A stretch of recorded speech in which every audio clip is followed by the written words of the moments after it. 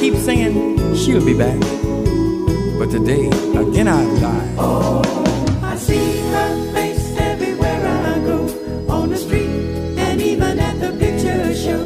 Have you seen her? Tell me, have you seen her? Oh, I hear her voice as the cold winds blow in the sweet music on my radio. Have you seen her? Hi everyone, this is your girl Rosita Cooper on Living Your Dreams with Rosita. Today my special guest is Marshall Thomas, the founder and singer of the LITES, the legendary group the LITES. I know you know this group, but have you seen her? Oh girl, thank you so much, Mr. Thomas, for being on my show today.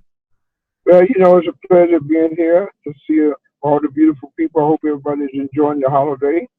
And I'm just cooling out. The first time out of my house in about 10 weeks. I've been staying in, cooling out, you know. But Wow. I had to come out here and give me some of this sunshine, you know. I know, right? What they say, that vitamin D. Well, yeah, when I got my vitamin D, I take that in the mornings anyway, a pill. But now I just came out here and got the real sun. So it helps with the vitamin D. Right on. Nice. So first and foremost, I want everybody to know this man right here have paved the way for a lot of other legends that came behind him. And a lot of us new artists that's coming out and trying to do what we're doing. This is one of the legends of the legends right here. You know, and I really appreciate you being on the show. So tell us a little about yourself. Well, that's a long story. You know, it started back in the 60s, early 60s, which is 58, 59 actually. And got my first break with Gladys Knight in the Fifths. I was the first drummer with her playing here in Chicago. She gave me my first break to come up on the stage and play with her. And then I left her and then went with Major Lance. He had a big record out called Monkey Time. So his drummer got drafted in the military. So I ended up playing drums for him for about 3 years. After I come back off the tour from him, then I came back and got the rest of my guys together, the rest of the LITES, which we would call the highlights. And I got them together and we started recording different things, different records, and met Carl Davis down there and Jackie Wilson, my buddy. We got down there and started recording things. And the next thing you know, we had our first hit record in 1969. Wow. Called Give It Away. Nice. I know I grew up playing Have You Seen Her? I was a little girl. My dad was playing it all the time. Have You Seen Her? And Oh Girl. You know, that's why I know those songs right now. You know, and I loved y'all ever since I was a little girl. Right on. Well, you know, those songs like that we was on our way to #1 back then. But Give It Away was our first hit. Took us to the Apollo Theater to play there. We went to Apollo and did the show there for. Came back home. Then we went on a tour with Jackie Wilson, playing all over the country. We ended up in St. Louis, Missouri, at the Kiel Auditorium, and we had just recorded Have You Seen It in another cut, but we was pushing the other side of Have You Seen It because we didn't know Have You Seen It was a hit record. So we were singing the B-side for about a year, and we got to St. Louis and did the concert, got off stage, and we didn't sing Have You Seen It, and people went crazy. They said, you better get back up on that stage saying that Have You Seen It. Well, y'all get off here, we're going to tear this place up. So we ran back up there and did it a cappella because our band didn't even know it. So we did it a cappella and sung it. Next thing we know, got a standing ovation again, came over there, I called back to Chicago and told Carl Davis, hey, Carl, we've been singing the wrong side for a whole year. He said, we know, we heard about it. So he turned the record over and remastered it. And next thing you know, we were selling 10,000 every day. Wow. And what made you actually form the group? I know you say you started off as a drummer, but what made you decide? Because didn't you form your group as a teenager? Right. Well, we all come out of high school together, different high schools in Chicago around the South Side. And we didn't make it. We didn't, we couldn't do anything. Okay, so I had to do the drumming side. I ended up, because I played drums on everything we had made on the early days. So I had to do something to make the bills meet. Everybody else had jobs. Eugene was a cab driver, Squirrel was a welder, and Red was working at the post office. And I never had to do any kind of jobs like that. I was always a musician or a singer. So that's what we had to do. So I coming back from Houston, Texas, for his first gig, I took him to Houston, Texas, and he played the Ray Barnett Cinder Club in Houston. And we come back. We went into the Regal Theater. We went to the Regal Theater. Bobby Taylor was there. Bobby Taylor was the headliner of the show. And I went upstairs to see Bobby Taylor and asked him about the Shine Lights. Take the Shine Lights to Motown. And the Jackson 5 had just won the talent show. They were downstairs and all the little girls were screaming and going crazy. So Bobby Taylor asked me, "Hey Marshall, would you take me downstairs and meet that little group out there? Got all them girls hollering and screaming." So I took them down there, and me and Joe Jackson were partners. You know that, everybody in the world know that. Me and Joe Jackson were partners. So I introduced Joe Jackson to Bobby Taylor, and Bobby Taylor ended up taking them out to see Barry Gordy at Motown. And they got it over there. They signed them up, and it was history. Next thing I know, they moved them out to California, and we went out to California because we had just had our first million seller there, and Give More Power to the People. So we went out there, and I went up there and sit up there with Michael's dad, Joe. We sit in a room there. Mike was outside playing, and a rattlesnake was trying to get him. And Joe come out there with a shotgun and killed the rattlesnake. And then Joe say, "Hey man, let's go down there and have some lunch with Little Richard." I said, "What? Where Little Richard at?" He said, "Little Richard right down there. He's staying at the Hyatt Hotel. That's where he live at. It's right down the hill." So we walked down the hill and went up there. That first time I met Little Richard. When I went up to Little Richard, he stayed at the Hyatt Hotel in Sunset Boulevard, right up there in the Penn Suite. So I went up there. We had lunch with him, and man, I had a great time. And then Little Richard was there. I said, "Little Richard, what you doing in this hotel?" He said, "Man, they gave me a free suite. I came here and told them that I was moving out of my house, and I needed a place to cool out till my house get built, my other house. And man told him, man, you can stay here as long as you want free." Little Richard ended up staying there for 5 years. What? 5 years. Yeah, Little Richard stayed in that hotel for 5 years, man. Every time I do a concert tour in California, I stopped by there. I stopped by the house, Michael Jackson's house, and me and Joe went up there and had us some lunch and sit up there and talk to Little Richard. All they wanted Richard to do is come downstairs in the restaurant so the people could see him. That's all they want. He didn't say nothing. Wow. Mm-hmm. Wow. I know you got a lot of amazing stories and stuff, and people would love to hear them. Right. Well, yeah. So many years, Andy. Yeah. Just like Betty Wright. Betty Wright came with us. She was 17 years old when she first came with me, and she was on the show with us. First private plane we ever went on in our life was Betty Wright, me at the Shine Lights, and her mama. And we was up in the air in a rainstorm. That plane was going crazy. Little private jet plane, propeller plane. We was shaking everywhere. I was scared to death. I said, "Man," "this is it." This is it. And we ended up landing there. I never heard of Betty Wright. Betty Wright hit that stage and did her thing. She killed the kids, and everybody went crazy over her. And so when we got off the stage, I told the promoter, I said, "Listen, you need to keep on tour with us." So Betty Wright played with us for a little while. We had a good time with her. Bless her heart. Wow. I know you had some health issues in 2014 when you was on the Soul Train tour. Soul Train cruise. Yeah, I had a stroke. So I'm doing pretty good now. I'm hanging in there. I'm walking, with my cane. But I'm still, stroke is still there. My left side is still out. But when I go on stage, I sit down on the keyboard in front and then do my thing, and it works. I know. I know. It's just in you. Well, you look good. You look Thank really you. good. Yes. Thank yes. you. Thank you. But Yeah. I keep my morale up. You know what I'm saying? You got to have something to push with. You know. Exactly. And I pray like I hadn't had a stroke. You know, that's the only way you're gonna beat it. You can't sit up there and say, well, you got a stroke and feel sorry for yourself. You got to get up and do something.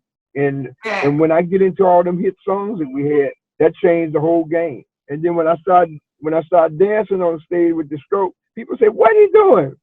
and if he can do that, I can do that. And help a lot of people. Help a lot of people, man. Mm-hmm. Exactly. Mm-hmm. Y'all inspire a lot of people. All they got to do is look at. You said all they got to do is what? Yeah, you have to inspire. Exactly. All they got to do is look at your picture. Anybody with a stroke, look at your pretty picture. They gonna come out that stroke anyway.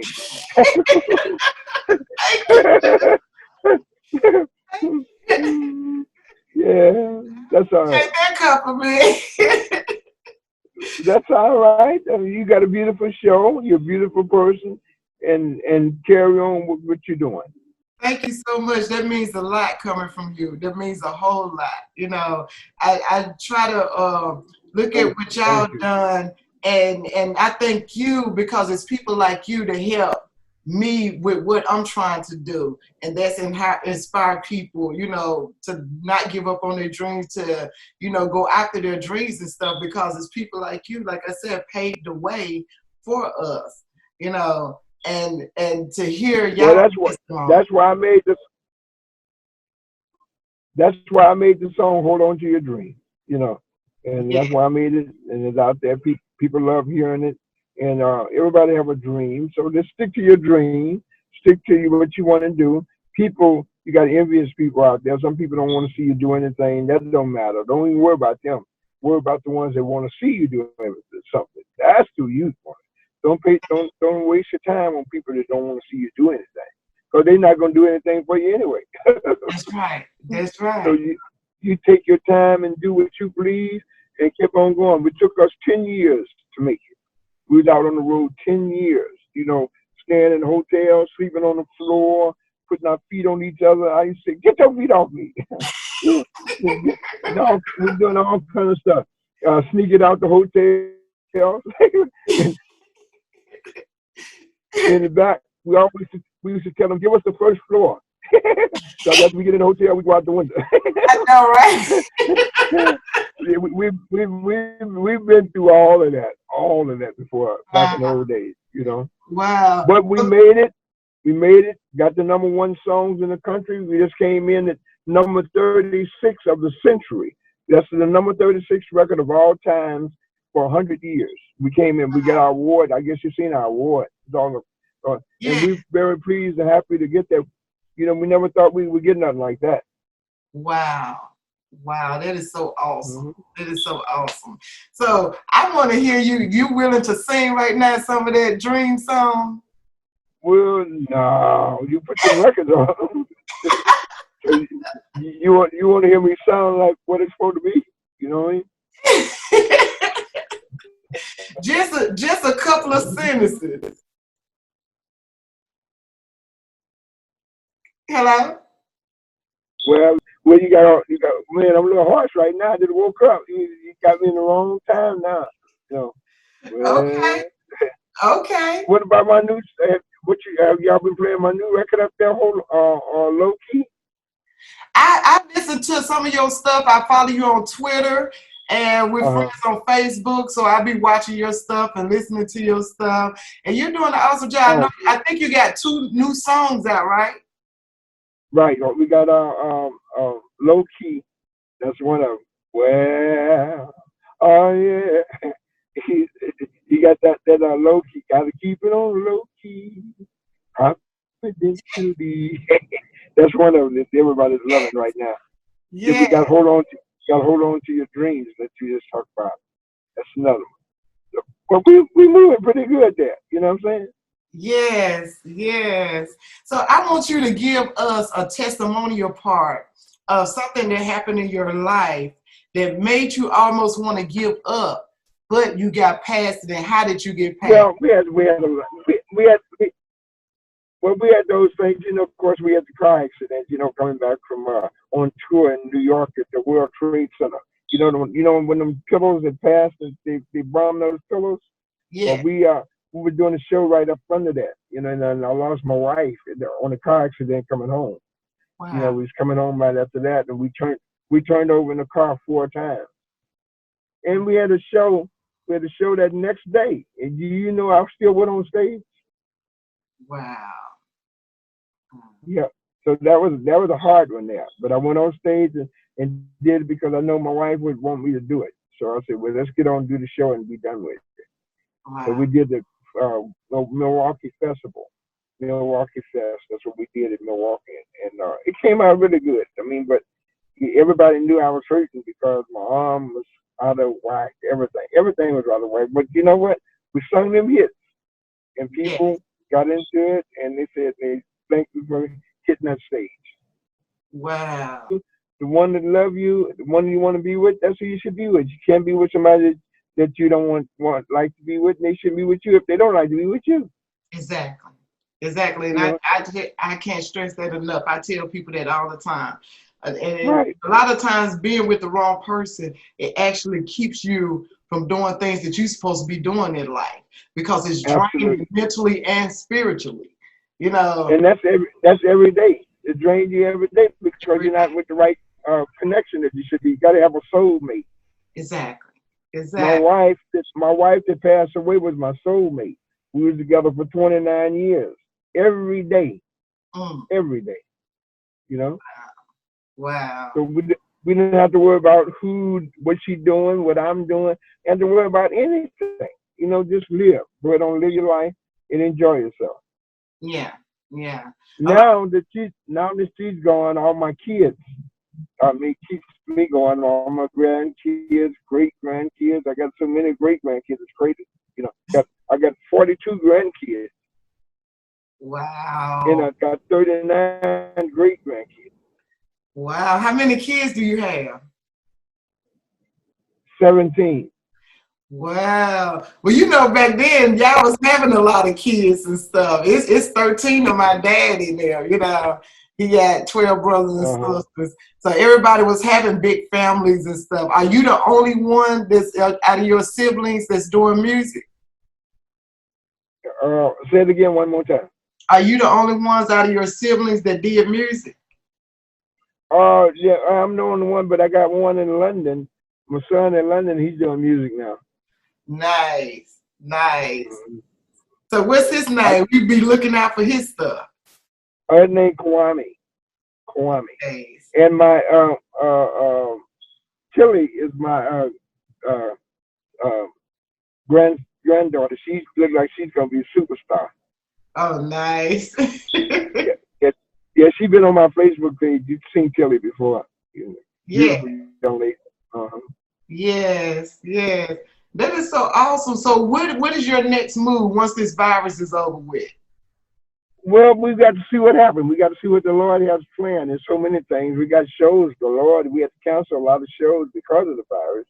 So we just have to wait and see what happens. In the meanwhile, they can stay on my page, my Marshall Thompson page on Facebook, the ones that's registered with me, or go on my website, shalites.info, shalites.info, and you can keep up with me, and you keep up with a lot of things. You see a lot of things going on with the videos and everything. Yeah, and on Twitter too. Twitter, I'm on Twitter, yeah, every day. I'm on all of them. Instagram, Twitter, all of them. I'm on all of them. Awesome. That is so awesome. So I want you to give some inspiring words to help me inspire somebody, something that they can take with them for the rest of their lives. Well, first of all, the ones that in music want to be in the music, tell them that don't get discouraged because you got to believe in yourself. Always believe in yourself. And everybody record a record, they think they got a hit. Everybody got a hit when you record it because you're supposed to think you got a hit because it's yours. But don't get mad at the radio station if they don't want to play it and want to do this and do that. Don't worry about it. Just keep on getting in that studio and do the best you can. And somebody is going to pick it up because everybody loves a winner. Everybody loves a winner record. You give them a hit record. They gonna play it. You ain't got to worry about this, you know, because that helps the station when they play a hit record or real record. That's right. So just keep on giving it to them. If you can't get it through on the radio, make sure you hit the clubs. You can start right there in the clubs. Make sure to go in there and see the guy, get him a little drink or something. Hey, what you drinking, sir? Get him a drink. We'll play this record here from it, and then play it for you. Okay? And see what happens. See what people think. A hit record is not a hit record till people buy it. Exactly. Exactly. They can tell you all the time, oh, I got a hit record, but how many did you sell? None. But you ain't got you ain't got the hit record, you ain't sold none. Exactly. Exactly. Right. Wow. Wow. I know this is your second time on my show. The first time you was on my radio show, and I really appreciate you being on my show. This is such an honor to have you. You know, I really being here with you. Thank you so much. And Pleasure being here with you. And I will reach back out to you. And y'all make sure that y'all follow him, Marshall Thomas, he formed the LITES, founded the LITES right here on Living Your Drinks with Rosita. And tell him Thompson, Marshall Thompson, Thompson. Yes, yes. Right, Thompson. Right. Follow him on Facebook. Okay. I had a pleasure. I had a pleasure on your show today. Yes. Yes. Thank you so much. It's a pleasure of you being on my show. I really appreciate you. Thank you so much. God bless you. And I will be looking for your new stuff, because I know you're going to have some more stuff that's going to come out after the 2 songs. After you keep pushing these 2 songs right here that just came out, I already know you coming out with some more stuff. So I'm following you. Right. Well, tell them to go put up that video, low key, Marshall Thompson, low key. Okay, turn up that video. It's a stepping cut. You're gonna pick up the video and enjoy yourself. Okay, are you going? Okay, awesome. So I'm gonna put the link in there to your Twitter and stuff. I'm gonna add that on the video and stuff, so they know you can just click on it and go straight to your stuff. That'll be beautiful. Right, and don't forget childlight.info. Childlights.info. CHI-LITES, right, .info. Yes. Well, all right. Thank you so much. And y'all have been watching. My pleasure. I appreciate it. It's an honor. I appreciate you. Thank you for having me. Thank you. It's an honor. And y'all have been watching Living Your Dreams with Rosita. Peace and love, peace and blessings, everyone. And make sure let no one and nothing stop you from following your dreams. Peace.